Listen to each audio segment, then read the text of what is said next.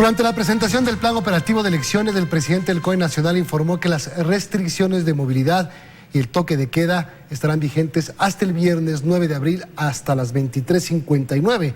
Con esto permitirán que los ciudadanos puedan movilizarse el fin de semana y acudan a votar.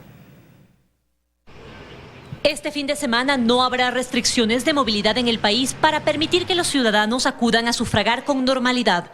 Así lo informó el presidente del COE Nacional. El toque de queda, como las medidas restrictivas, culminan el viernes 9 a las 23:59. Sábado 10 y domingo 11 existe libertad para que los ecuatorianos puedan movilizarse a los diferentes sectores y ejerzan su derecho al voto. El lunes el COE Nacional se reunirá. Para los comicios en segunda vuelta están listos los operativos en los que participarán Fuerzas Armadas y Policía Nacional. Fuerzas Armadas empleará 37.957 soldados, 2.780 vehículos, 19 aeronaves. Tendremos 45.699 policías para la segunda vuelta este 11 de abril a nivel nacional. El jefe del Comando Conjunto de las Fuerzas Armadas también informó que el traslado del material electoral hacia las diferentes provincias tiene un avance del 73%. Falta únicamente el día de hoy, que se está entregando en las provincias de Carchi, Imbabura, Santo Domingo y Esmeraldas. Y según el director del ECU 911, Juan Zapata, están a disposición 6.500 cámaras del sistema ECU 911. 1.213 van a estar en cámaras en recintos priorizados y 199 cámaras contarán con el dispositivo de la herramienta distanciados. Además, el COE Nacional enviará el protocolo de bioseguridad para la jornada electoral modificado. Únicamente cambiaremos el especificar que las puertas no se cierran en la Junta Electoral. Y después de conocerse la oposición del pueblo Sarayaku de que ingrese el material electoral a su territorio, la presidenta del Consejo Nacional Electoral informó que allí no procederán las elecciones. Ellos han manifestado de que la decisión está tomada y que no permitirán el ingreso de las urnas para esta comunidad. No queremos poner en riesgo la integridad de nuestros funcionarios electorales. Sin embargo, recordó que se trata de un proceso obligatorio y dijo que espera que no vulneren el derecho de nadie que sí quisiera participar. En Quito, María Gracia Costa, 24 horas. Y el movimiento Pachacutic separa de sus filas a Jaime Vargas y Virna Cedeño por apoyar a los candidatos a la presidencia durante la segunda vuelta electoral e ir en contra de una decisión colectiva. Denunciaron que Vargas se vendió por un ministerio. Como la segunda ola de división más fuerte por la que atraviesa el movimiento, definieron las autoridades de Pachacutic a los últimos eventos y decisiones de sus militantes. Con el ánimo de impedir que quien no los representa atente a su unidad, este martes anunciaron en rueda de prensa separar al presidente de la Confederación de Nacionalidades Indígenas del Ecuador, Jaime Vargas, por apoyar abiertamente al candidato por el correísmo, Andrés Arauz. De la misma forma, será separada de las filas de Pachacutic la ex candidata a la vicepresidencia, Virna Cedeño, por su apoyo a Guillermo Lasso. Tiene derecho a defenderse en el proceso que se hará en la Comisión de Ética y Disciplina, pero a nivel político, él no representa a Pachacutic de hoy en adelante. Aseguraron que la misma suerte correrán quienes vayan en contra de la decisión colectiva de impulsar el voto nulo y denunciaron que tiempo atrás tuvieron la información de que los dirigentes indígenas Jaime Vargas y Leonidas Issa buscaban formar pactos con el correísmo. Rechazamos esa intromisión desde Bélgica y sus allegados con recursos económicos. Jaime Vargas se vende por un ministerio. Eso no es ser líder. Y lo que hizo este día sábado no nos sorprende en absoluto. Es más, nosotros pensamos que en la primera vuelta iba a explicitar su apoyo a Arauz. Si no tiene nada que ofrecer, le hace un flaco favor a Arauz, porque no sé cuántos votos le ayude, más bien le ayudará a perder votos. En este contexto, el coordinador de Pachacutic, Marlon Santi, anunció además que desautoriza a nivel nacional a los coordinadores provinciales, cantonales, parroquiales, que se autodeclaren como voz de Pachacutic. Entre los expedientes disciplinarios también se abrió uno en contra de Leonidas Issa. En Quito, Daniela Valencia, 24 horas. Y a la campaña electoral le quedan 48 horas y los presidenciables siguen con sus actividades. Andrés Arauz concentró sus actividades en Quito por segundo día consecutivo, mientras que Guillermo Lasso volvió a las provincias, estuvo en Azuay y Cañar y empezó ya a cerrar su campaña. mayoritario en todo el primer punto en su agenda, una entrevista en los desayunos de 24 horas. Cita que atendió de forma virtual desde Loja, donde cumplió actividades el pasado lunes. En el inicio de esta última semana de campaña, el presidenciable de la Alianza Creo PSC, Guillermo Lasso, dice que en esta segunda etapa de la campaña se ha dedicado a hablar menos y escuchar más, sobre todo a sectores que no quiere dejar fuera de su plan de trabajo. Entre otros temas, Lasso anunció que en su eventual gobierno se creará la Defensoría de los Derechos de la Mujer. Tendremos por objetivo lograr una equidad entre el empleo femenino y el empleo masculino. Y luego vamos a controlar también la igualdad laboral en términos salarial. Ofreció además la implementación de políticas para combatir el femicidio, así como respaldar y proteger a las mujeres víctimas de violencia intrafamiliar. Cerca de las 11 de la mañana encabezó un evento público en la Plaza Gonzalo Córdoba en Azogues, Cañar. Pedirles de la manera más humilde que me brinden la oportunidad de servir al pueblo ecuatoriano, que voten por esta opción. Y en la tarde realizó un primer cierre de campaña en Cuenca. Por otra parte, Andrés Arauz, candidato a la presidencia por el correísmo, continuó este martes en Quito. Por la tarde encabezó un evento de adhesión a su candidatura de algunas centrales sindicales. Estamos asumiendo un compromiso amplio con toda la clase trabajadora de nuestro país. Este bloque histórico, el que podrá garantizar condiciones de desarrollo y de dignidad para el pueblo ecuatoriano, tiene que ser conjuntamente con la clase trabajadora. Arauz terminó su jornada con una caminata al sur de Quito con agrupaciones de mujeres. Nos comprometemos también a que haya mayor participación ciudadana y mayor participación del poder popular en la definición de la gran legislación, de las grandes políticas en materia de trabajo y en materia de empleo, de producción de nuestro país. Así ambos candidatos continúan desarrollando sus actividades. El tiempo no sobra. El próximo jueves 8 de abril es el último día de campaña. En Guayaquil, Carlos Acoto, 24 horas.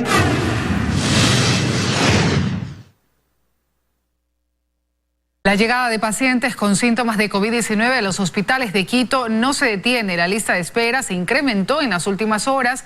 No obstante, la red de salud intenta cubrir las atenciones para garantizar el tratamiento de los pacientes. Fausto Yepes se encuentra ya en la Plaza Argentina, al norte de la capital, ya que el toque de queda inició. Fausto, muy buenas noches. Cuéntanos cómo se encuentra el movimiento en las calles a esta hora.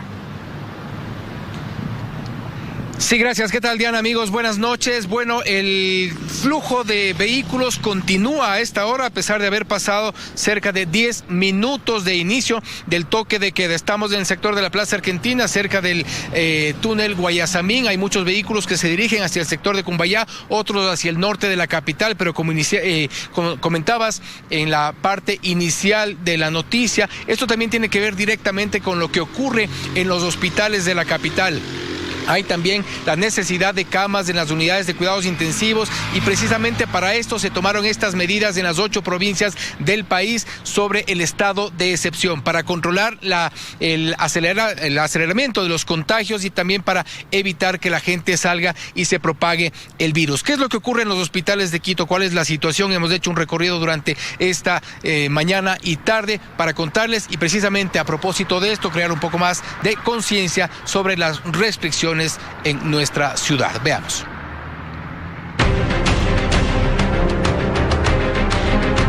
Son las imágenes de todos los días en los centros de la red de salud pública habilitados para el tratamiento de pacientes con síntomas de COVID-19. Afiliados al Seguro Social y ciudadanos que acuden a los hospitales públicos en el primer filtro intentan saber si sus síntomas están relacionados con la enfermedad o es otro el diagnóstico. Solo en el hospital del IES Quito Sur llegan a emergencia más de 250 pacientes diarios. No todos se quedan. Estos pacientes de la totalidad, el 30% necesita hospitalización, lo que ha hecho que el hospital empiece a tener listas de espera, no solo de la unidad crítica. El Ministerio de Salud no entrega información sobre la ocupación de sus hospitales en Quito. No obstante, se sabe que la necesidad de camas UCI se mantiene y el número de pacientes a la espera de una cama no ha bajado en estos días. En este momento en Quito tenemos a la espera lastimosamente 161 personas de una UCI. La evaluación médica correcta será determinante para bajar las estadísticas de ocupación, dicen los médicos. No obstante, la oportuna decisión de los pacientes es importante también para evitar el colapso. Al primer síntoma de alarma, la recomendación es ir. Los pacientes llegan acá con un cuadro clínico de más de 15 o 20 días, es decir, llegan con una sintomatología severa y grave. Llegan desaturando, es decir, el proceso inflamatorio del pulmón está complicado. La tardía decisión de los pacientes podría tener relación con una falsa sensación de seguridad al prácticamente convivir con el virus. Meses atrás los pacientes eran hospitalizados en promedio de 5 a 7 días. Hoy el promedio está entre los 15 y 22 días. En Quito, Fausto Yepes, 24 horas. Y bueno, precisamente para bajar estos índices que se sienten en las casas de salud, en los hospitales y en toda la red pública de salud en el país, es precisamente que se han tomado las medidas de restricción de circulación vehicular y también el toque de queda y la emergencia en general en varias de las provincias del país, en 8 provincias concretamente. La medida se cumple a esta hora en la ciudad de Quito. Hay vehículos únicamente de transporte que son los que están circulando y también el patrullaje por parte del personal de la Agencia Metropolitana de Tránsito, militares y policías, también indicando a la gente que cumpla con la medida de restricción y el toque de queda. Hasta aquí nuestro informe desde la Plaza Argentina, en el norte de Quito. Seguimos contigo, Milton, y más información. Amigos, buenas noches. Fausto, gracias por la información desde Quito. Vamos ahora hasta Guayaquil para que Luisa María Heredia nos cuente qué está ocurriendo a esta hora en el puerto principal. Vamos al sector de las avenidas Quito y San Martín. Hola Luisa, ¿cómo estás? ¿Qué tal, Milton, amigos televidentes? Buenas noches. Efectivamente, estamos aquí en la intersección de la avenida Quito y la calle San Martín, que es una zona de bastante tránsito vehicular en sentido pues hacia el centro de la ciudad. A esta hora, cuando son las 20:14, ustedes pueden observar todavía hay presencia de vehículos, quizás el incumplimiento del toque de queda un poco menor al que hemos venido registrando en los días anteriores. Agentes de tránsito, policías y militares realizan ya operativos de control en este y en otros 16 puntos de la ciudad. Sobre cómo continúa la situación epidemiológica y también la ola de hospitalizaciones en la ciudad de Guayaquil, mi compañera Joana Ramos ha preparado un reportaje. Veamos. Llevamos poco más de un año en pandemia y el trabajo dentro de las casas de salud, lejos de disminuir, aumenta. En la última semana, 1.000 personas se contagiaron por COVID-19 en Guayaquil. Ese es el registro oficial, pero hay quienes también tienen COVID y no están dentro de esta lista. Una de las razones, no se realizan la prueba a tiempo y solo cuando su estado de salud se complica van en busca de atención médica. Y esto se observa en los hospitales, áreas que debieron ser adecuadas pero que ya están llenas y ambulancias que deben hacer fila hasta que exista un espacio para ingresar. En los hospitales del IES Teodoro Maldonado Carbo y Los Ceibos no hay camas de cuidados intensivos. Las 83 que tienen están ocupadas. En el Teodoro Maldonado Carbo al día llegan 30 pacientes con síntomas de COVID. Estamos totalmente llenos, la capacidad instalada en nuestra institución. Y todos los días, entre 8 y 10 pacientes necesitan de una cama de cuidados intensivos. Los pacientes acuden a la institución ya cuando tienen tomado aproximadamente el 80-90% del pulmón. En las 2 carpas que componen el hospital de campaña se han instalado 34 camillas. Cada una tiene una toma de oxígeno empotrada. De esta forma se puede atender de mejor manera a los pacientes con síntomas de COVID. Al Hospital Bicentenario llegan 200 personas al día en busca de atención y las 46 camas de cuidados intermedios están llenas. Solo hoy hay 20 personas que esperan ser trasladadas a una cama UCI. Es desgastante y a veces hasta frustrante. Va a sonar un poquito cruel y un poquito duro. Tenemos que seleccionar a qué tipo de pacientes los podemos atender. Las autoridades han confirmado que la ciudad vive una situación alarmante ante el incremento sostenido de contagios. Más de un centenar de nuevos casos solo en las últimas 48 horas. Pero no solo hay más personas contagiadas en menor tiempo, hay también más fallecidos, 500 solo en marzo. Joana Ramos, 24 horas. Sobre la vacunación hay una importante noticia para Guayaquil. El proceso de inmunización de 1.800.000 personas que se había anunciado en convenio entre el municipio de Guayaquil y el Ministerio de Salud Pública arrancará el lunes. Así lo confirmó el secretario de la Presidencia, Jorge Guate, durante un recorrido que hizo en uno de estos puntos que está ubicado en el Hospital de Sorca, en el norte de la ciudad. Es lo que les puedo informar desde acá. Y les contamos, mañana arribará el cargamento más grande de vacunas que el Ecuador ha recibido desde enero, según el presidente de la República. Esto permitirá agilizar la inoculación de los grupos que corresponden a la fase 1. Por ahora todavía se registran inconvenientes en las jornadas de vacunación de adultos mayores.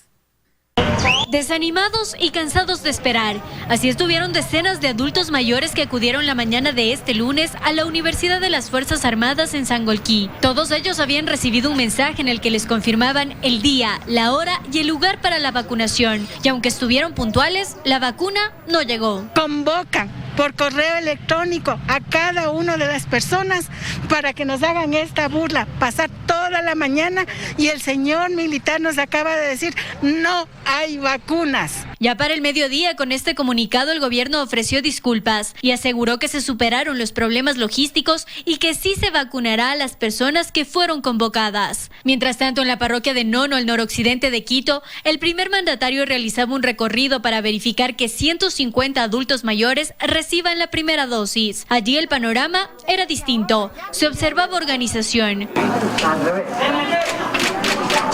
Se haga todo lo posible y lo imposible para que vengan las vacunas para todos los ecuatorianos. Precisamente Moreno aseguró que se podrá agilizar el plan de vacunación con las dosis que arribarán esta semana al país. Este miércoles está previsto que lleguen 300.000 dosis de la vacuna de la farmacéutica china Sinovac, convirtiéndose así en el cargamento más grande que ha recibido el país desde enero. Y el sábado se prevé que la cifra de dosis ascienda a 700.000. El presidente hizo un llamado a la ciudadanía, sobre todo a los adultos mayores y sus familiares, para que acudan de forma oportuna a las convocatorias de vacunación. Penosamente debo manifestar que el 40% de las personas que son llamadas no asisten a la vacunación, con lo cual realmente privan a mucha gente de proveerse de la vacuna.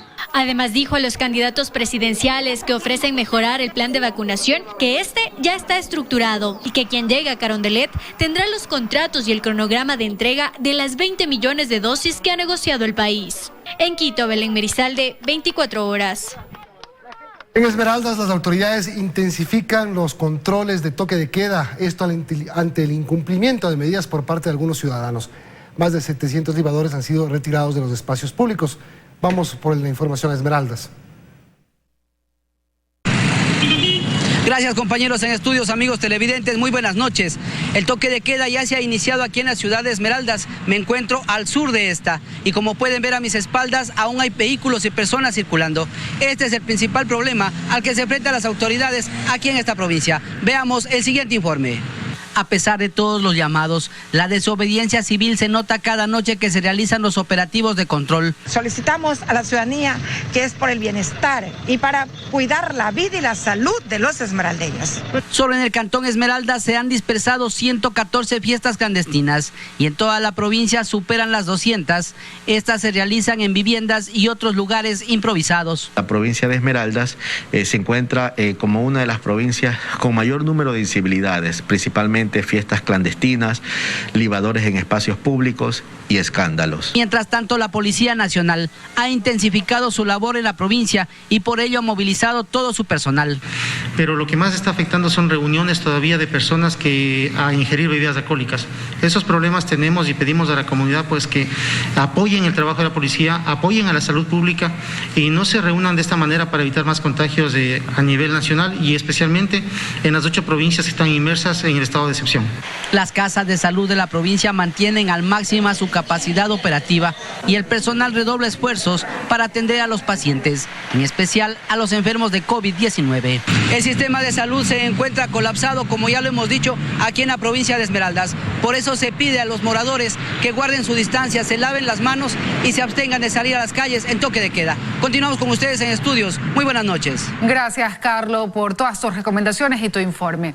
Amigos, también les contamos que economistas son recibidos en la Comisión de Régimen Económico de la Asamblea Nacional, donde continúa el tratamiento del proyecto de ley de la protección de la dolarización.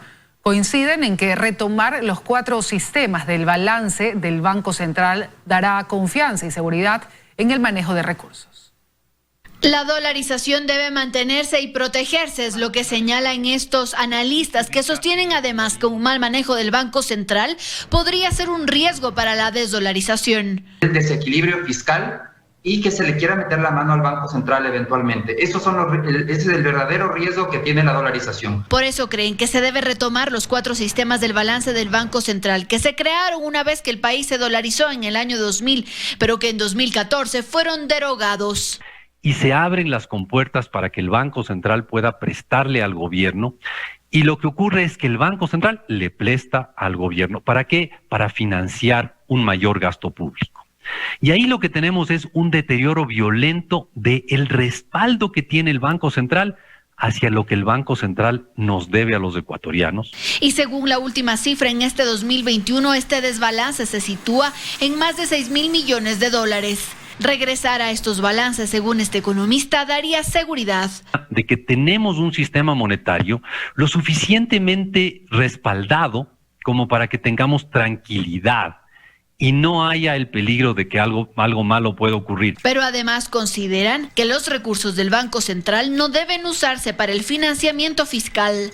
Que el Banco Central en dolarización no sea usado para financiar gasto público, porque a través de la expansión del balance y la emisión de ecuadólares, porque eso genera esos desequilibrios que hemos mencionado y que eventualmente es una política insostenible, una política que termina provocando una crisis. Aunque para este economista la ley busca controlar los activos del Banco Central. ¿Quién va a controlar los activos? ¿Quién va a tener el poder de control de los activos? ¿Y hasta quién va a representar ese control de los activos? ¿Dentro de qué? Dentro de los aspectos económicos del país. En Quito, Andrea Samaniego, 24 horas. Seguimos, 4.000 dosis de Actemra han sido distribuidas por Roche en el país. La farmacéutica, que es el único importador autorizado, asegura que ha informado a las autoridades sobre las posibles irregularidades respecto a la comercialización de productos fuera de establecimientos autorizados. En el país existe solo un importador autorizado de la ampolla. Roche Ecuador es el titular del registro sanitario de la Actemra. A través de Quifatex distribuyen las dosis a 15 hospitales públicos de nivel 2 y 3, a Solcas y al menos 20 puntos privados entre hospitales, clínicas y farmacias, de acuerdo a los pedidos que estos realicen. En un comunicado, Roche Ecuador asegura que ya han informado a las autoridades sobre posibles irregularidades respecto a la comercialización de este producto fuera de establecimientos autorizados. En hospitales públicos la entrega de la Actemra es gratuita. Para adquirirlas en farmacias se necesita de prescripción médica y eso también deja claro la farmacéutica en su comunicado. Muchos en Guayaquil tienen testimonios al respecto al haber acompañado a sus familiares en la lucha contra el COVID. No nos aceptaron la receta porque les faltaba el sello del doctor. O sea, así era el rigor que te exigía comprar esta Actemra, ¿no? En uno de los hospitales del IES aseguran que sí cuentan con la ampolla. Nosotros contamos con la dotación completa. El control interno lo estamos poniendo muy fuerte. Desde Roche sostienen que la distribución semanal de Actemra no ha parado. Dicen textualmente, tanto la red pública integral de salud como el sector privado y farmacias de alta especialidad son atendidos permanentemente de acuerdo a la demanda y disponibilidad del producto en el país. El último mes distribuyeron 4.000 ampollas. Además, aseguran que no se hace ninguna venta directa a particulares, por lo que no se comprende cómo los informales las consiguen. El Rendicivir también es comercializado sobre los $1.000. Lo que pocos saben es que su entrega es gratuita en hospitales del Ministerio de Salud Pública solo con presentar una receta. Yo permito como autoridad que se venden $1.200 sabiendo que esto es gratis y que cualquiera puede tener acceso gratuito a estas medicinas. Las autoridades aseguran que están investigando y también investigan la venta con sobreprecio de tanques de oxígeno. En Guayas se estaría vendiendo oxígeno industrial como médico. Que se utilizan para diferentes cosas como soldaduras y no así tienen el fin médico como lo ocurre con el oxígeno medicinal. Y mientras las autoridades dicen que investigan, la angustia se apodera de quienes viendo la muerte rondar a sus familiares deciden dejarse engañar. Pues un año después, las autoridades continúan sin brindarles otra alternativa. Dayana Monroy, 24 horas.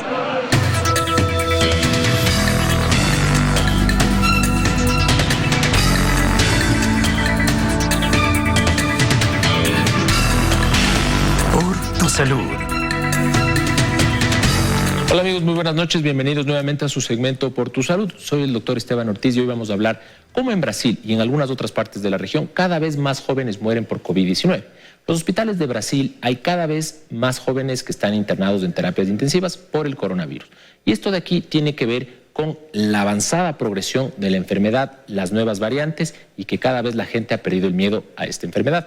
Las terapias intensivas están básicamente saturadas, no solamente en Brasil, sino también en Ecuador y en otros países de la región. Y nosotros entendemos que la mayoría de los jóvenes que anteriormente no se contagiaban y no tenían mayor gravedad en su presentación clínica, hoy están presentando cuadros que son graves. Nos sorprende ver cómo los jóvenes están enfermándose igual o peor que lo que hacían o lo que pasaban o padecían hace más o menos 6 a 8 meses. Es importante recalcar que en todo lo que va del año, pues en Brasil han tenido números grandísimos de muerte. Han sobrepasado récord de más o menos 2.500 a 3.500 muertos diarios en nuestro vecino amazónico. Y esto es importantísimo entender, que cuando una persona joven ingresa a terapia intensiva, usualmente permanece mucho más días que una persona adulta mayor, por obvias razones, y esto ocupa las terapias intensivas y el recambio se da mucho más lento. Por ahora, en el vecino país, nosotros estamos totalmente preocupados, ya que estas olas de ataque a la gente más joven podrían estar relacionadas a la presencia de la famosa variante P1 o a las otras variantes brasileras. Hay que recalcar también que el mensaje desde la primera autoridad en Brasil, obviamente un gobernante que tiene claramente una visión que no tiene nada que ver con la salud pública, ha recomendado que el COVID-19 era una simple gripeciña y que nosotros, los ciudadanos, pues no deberíamos preocuparnos tanto porque esta enfermedad pues debería enfermar a quien debe enfermar. Y esto ha ocasionado que la gente no use mascarilla, no se proteja y obviamente esto a la larga va a afectar económicamente al país y va a causar lo que están viendo ustedes en las calles de, por ejemplo, Manaus o de otras grandes ciudades de Brasil. La gente no tiene a dónde ir y obviamente la mayor cantidad de pacientes están ocupando las salas de terapia intensiva. Por ahora, Brasil es un ejemplo negativo de qué es lo que no se tiene que hacer. Esperemos que esto mejore y que nosotros como Ecuador logremos ver la luz al final del túnel. Nos vemos en el siguiente segmento de Por tu Salud.